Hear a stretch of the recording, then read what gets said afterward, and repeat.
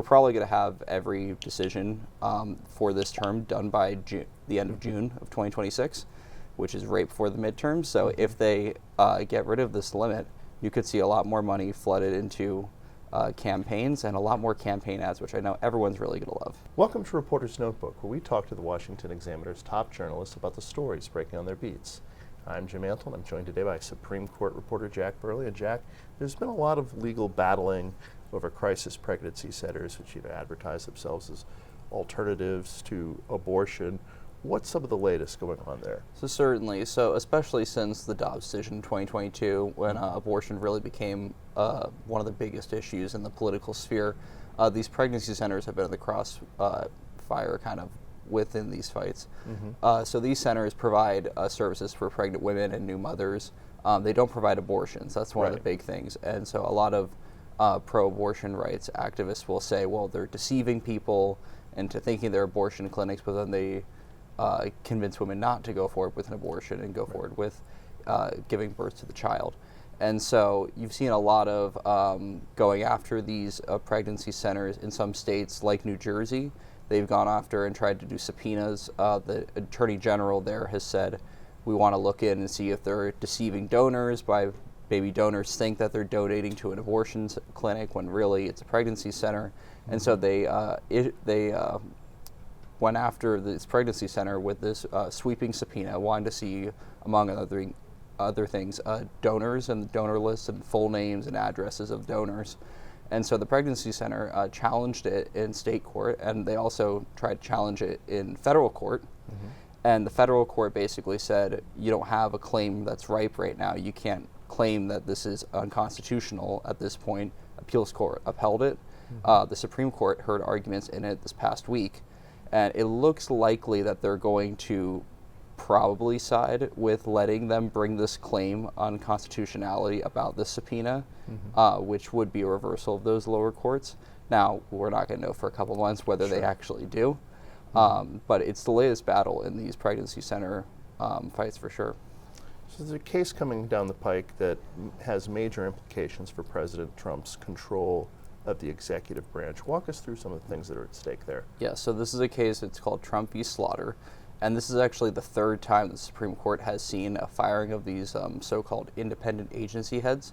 In this case, it is a Democrat-appointed FTC commissioner who he said, "You're fired," as you know, his famous line. His catchphrase. Yes. He said, "You're fired," and she went to a court and said, "You're not allowed to fire me." Basically, the FTC, the rule saying the FTC says you're not allowed to just fire me.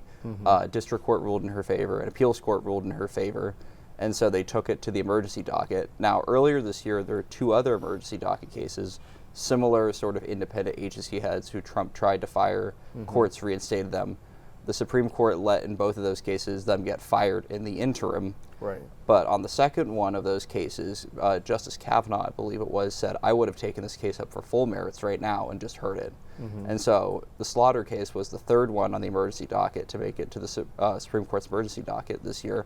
And the court decided to take up the case, and they're going to have arguments this upcoming week on it. And it looks likely, based on how they've been hinting on the emergency docket, that they're probably poised to give him more control over firing these independent agency heads. So there's also a big case involving the campaign arm of the Senate Republicans over independent campaign expenditures. Talk to us about what's at stake there. Yeah, so that's another big case that's coming up this week. So NRSC versus FEC, the Senate Republican campaign wing versus the Federal Election Commission.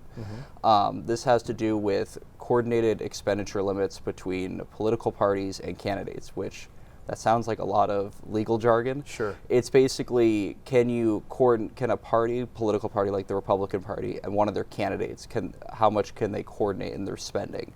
There's limits right now, but the NRSC argues that these are violative of the First Amendment and there shouldn't be these limits. And if the Supreme Court does what they have done recently and pared back a lot of these restrictions on campaign finance, specifically these spending limits, you could see a lot more money flooded into the 2026 midterms. We're probably going to have every decision for this term done by the end of June of 2026, which is right before the midterms. So if they get rid of this limit, you could see a lot more money flooded into campaigns and a lot more campaign ads, which I know everyone's really going to love. Yeah, everybody would love that, but it's true. There are limits on how much you can donate to a candidate or campaign. It is somewhat different in terms of what you can do to political parties, what you can do to super PACs, what you can do to regular PACs, and so being able to coordinate in this way can be a way to get around some of the existing limits. It probably could end up being that, and these parties also tend to rake in a lot of money.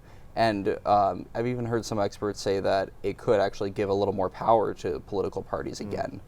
Parties have notoriously become pretty weak in recent decades. It used to be the smoke-filled rooms where they'd pick the candidates, and now you regularly have a party's preferred candidate losing to kind of a grassroots or a Tea Party or progressive candidate. The parties kind of used to control your access to a lot of the donor money. Yes. And now they don't quite as much. And this could be a little bit of giving a little more power back to the parties, but we'll see what the Supreme Court says at arguments. Thank you, Jack. Thank you. You can read Jack and the rest of our investigation team's coverage at washingtonexaminer.com.